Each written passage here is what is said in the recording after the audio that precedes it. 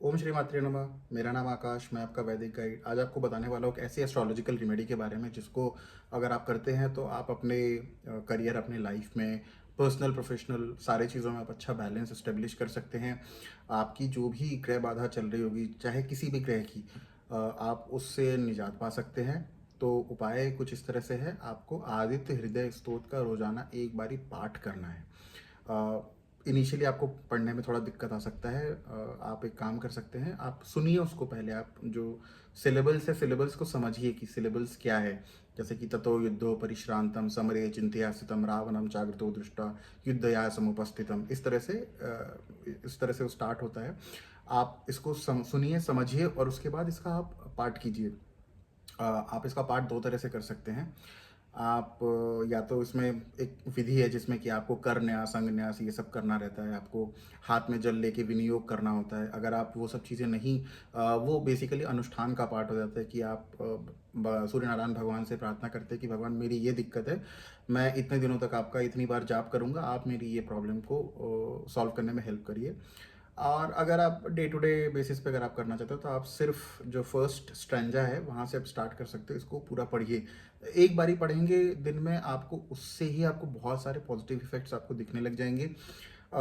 इसकी उत्पत्ति कैसे हुई है? इसकी उत्पत्ति ये हुई है राम रावण युद्ध के बीच। भगवान राम को एक समय ऐसा आया था जब उनको अपने क्षमताओं पे थोड़ा सा संशय होने लग गया था कि क्या मैं रावण जैसे महाबली को मार भी पाऊंगा या नहीं। उस समय जो है उनका शंका दूर करने के लिए अगस्त ऋषि जो हैं, अगस्त ऋषि आए।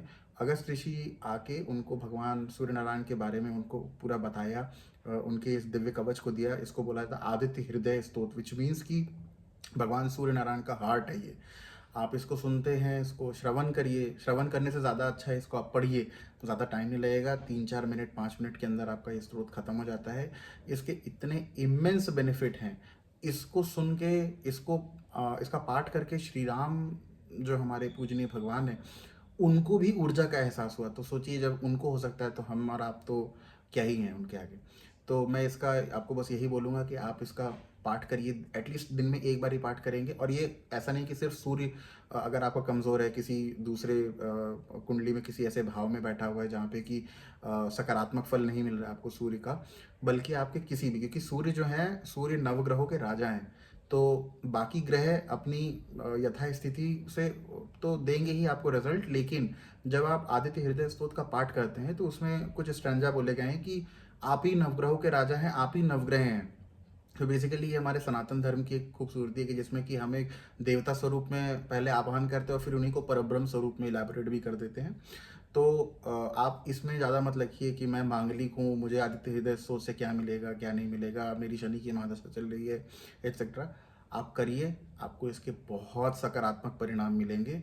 आप भगवान श्री राम का नाम लीजिए, उनसे अनुरोध कीजिए कि उनकी जो है अनुकंपा आपको मिले।